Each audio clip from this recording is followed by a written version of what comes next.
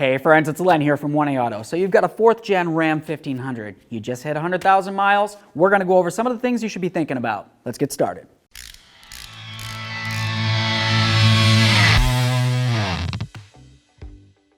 One of the first things that I always like to do is make sure that I check all of my lights. I'm going to run through and I'm going to make sure everything functions as it should, front and rear.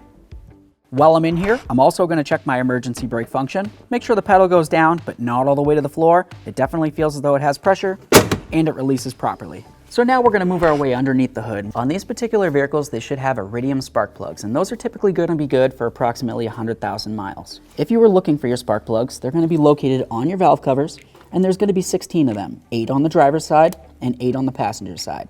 Sounds like a lot considering you have an 8-cylinder, but there's 2 per cylinder. Something that's very important to check at 100,000 miles is your PCV valve. So that's going to be located underneath your engine cover. You're going to have to remove your air intake, and then you come right back here. Give this a nice twist counterclockwise. It should unlock. You might have to use some pliers. Lift it up and out of here, and this is considered your PCV valve. Give it a nice shake. You want to listen for a rattle. If it doesn't rattle, then that means that it's stuck.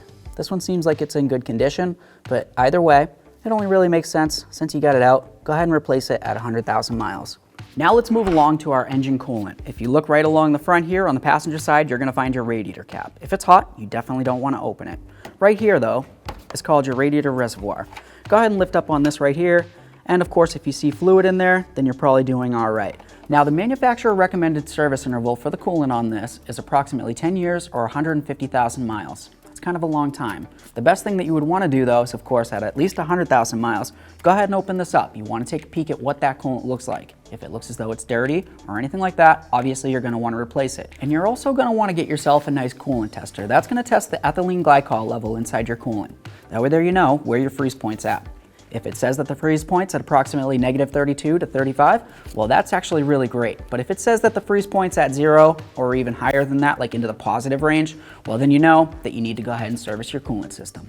Continuing on talking about coolant, you're going to have coolant hoses on your vehicle. You want to go ahead and give those a nice squeeze and a nice wiggle. And you also want to double check these clamps right here. These can actually rust and they actually get very weak. If that happens, this hose right here could actually pull off of your radiator and that's going to be no good. This is going to be a pressurized system and there's more than one hose. There's an upper hose and a lower hose. I'm just going to come over here, lift up on this dipstick, wipe it off. Go ahead and install it back in there. Give it 1 second, pull it back out, and now we're going to see where the level's at. You want it to be in between the low mark and of course the high mark. Anywhere in between is perfect, and if it's above, well, obviously that's no good.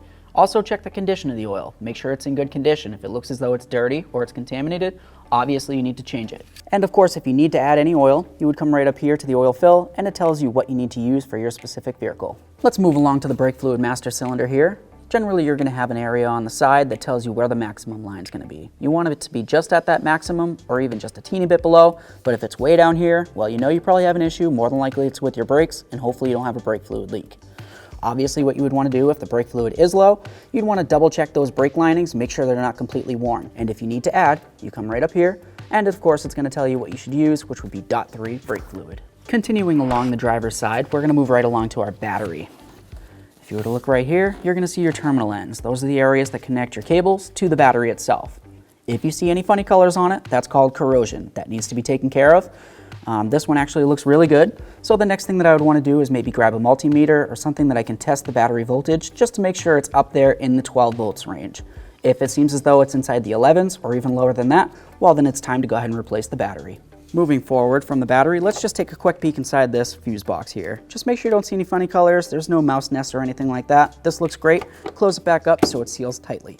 Now we're going to move along to checking our air filter. That's super important because this is what needs to filter the air that your engine's going to breathe. So pop open all of your clips, lift this up, and then of course we'll pull out the air filter and we're going to take a nice look at it. Go ahead and spread these right here. You want to make sure that you don't see any dirt or debris inside there, and if you see any holes maybe chewed through by a mouse of any sort, you need to make sure you replace this ASAP. So now we're going to check our transmission fluid, and this needs to be done on a flat level surface with the engine running at normal operating temperature. Go ahead and pull out this dipstick and we're going to wipe it off just like we did that oil. Just do that immediately. Go ahead and put it right back in there. Give it a second, pull it out, and now we're going to take a look to see where the level's at. If I turn this over, you can see that there's an add and the cold lines, and then there's also the hot area. You want to make sure that you're up inside this hot area right there, especially if the engine's warm as it should be. While you have your transmission dipstick out, you want to go ahead and give that a little wipe. Check the condition of the transmission fluid. If it looks as though it needs to be serviced, which it should be serviced approximately every 60,000 miles, you'd want to obviously drop the pan. You're going to change out the pan gasket and the filter inside. Try to flush out that transmission fluid so you can get all brand new fluid in there. Now the next thing we want to talk about is the serpentine belt, and you only want to check this with the engine off. The serpentine belt is going to be located on the front of the engine, and it's going to be going around all the pulleys in the front there. Go ahead and grab onto it and give it a nice tug. Make sure it's got a little stretch like that. That's because the tensioner down here.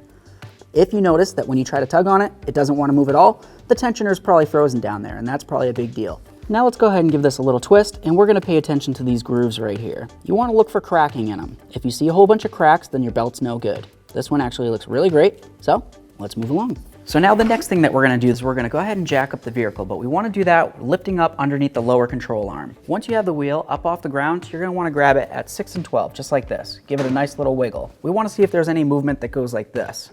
Also, you want to go ahead and grab it at 3 and 9 like this, and give it a nice wiggle side to side. That's going to let you know if you have an issue with your tie rods in any way. Other than that, go ahead and give it a nice little spin like this, and give a listen. If you hear a growl, more than likely it's from a wheel bearing. Now underneath your vehicle, you have a nice clear view of everything here. You have your outer tie rod ends and your inner tie rod ends. Just take a peek, make sure that the boots are in good condition all the way around.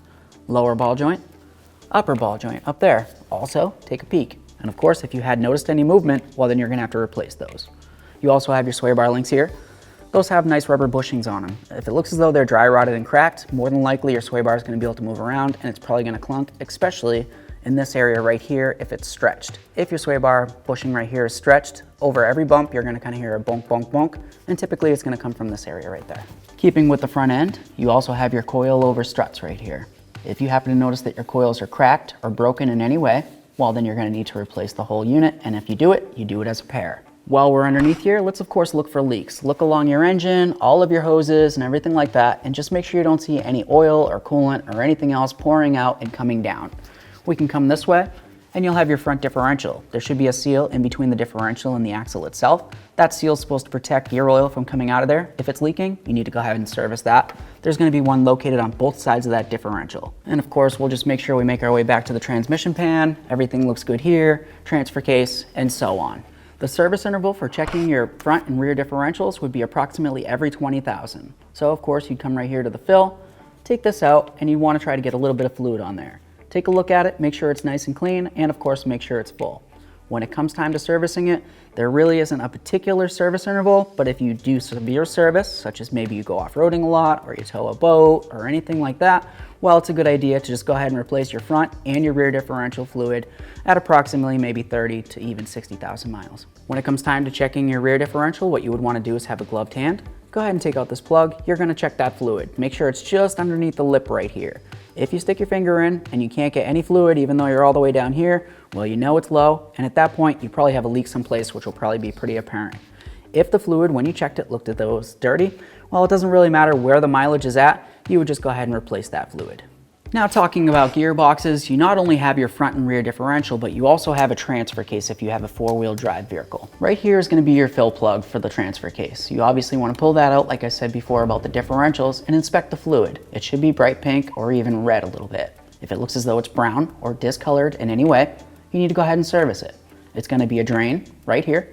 You would drain out all that fluid, and then of course you would fill it up right there. The service interval for your transfer case starts at 30,000, and then after that it's every 60,000.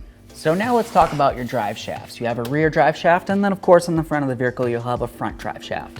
On those drive shafts, you should have these right here, and those are called U-joints. Typically what you'd want to do is just try to give this a little twist like this, and you want to see if the caps are moving around. So you can give it a twist, and of course you can shake it side to side and up and down. See if it has any movement inside this area right there. If it does, you need to replace the U-joint, and typically if you're replacing one, you would have the whole drive shaft out and you would replace the other at the same time. And these are kind of more of a wear item, so they're not really something that you would go by a service interval. And while you're under here, it really only makes sense to quickly look at your exhaust pipes. You want to go ahead and run the whole length of all the pipes. Make sure that they're not rotted in any way, and make sure that there's no leaks anywhere. Obviously with 100,000 miles, the exhaust has been around a lot of time, it's been exposed to a lot of elements, and it's very typical for them to rust out, especially along seams of some sort. And lastly, everybody forgets about their spare tire. Go ahead and check that tire pressure, make sure it's exactly where it needs to be, just in case of an emergency.